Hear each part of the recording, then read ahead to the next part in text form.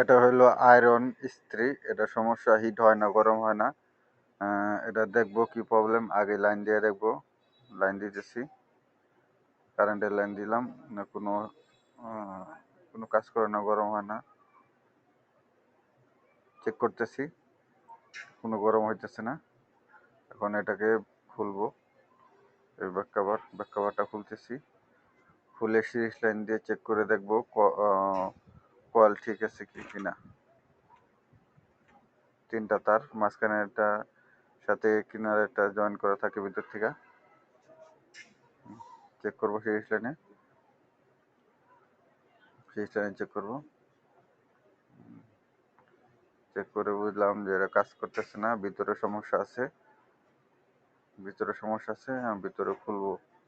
খোলার পর দেখবো কি প্রবলেম। নাটগুলি আছে, নাটগুলি খুলে নেব।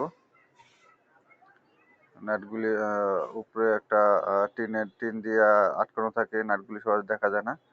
ওই টিনটা খুলে নেবেন।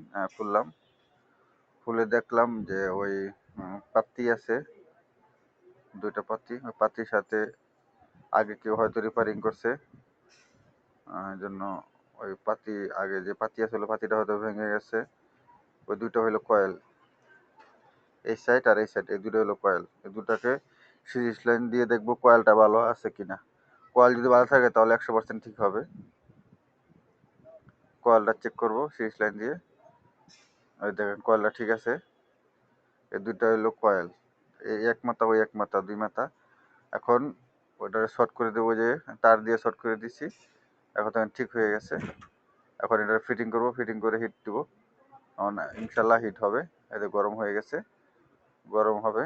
সবকিছু সমস্যা সমাধান হয়ে গেছে।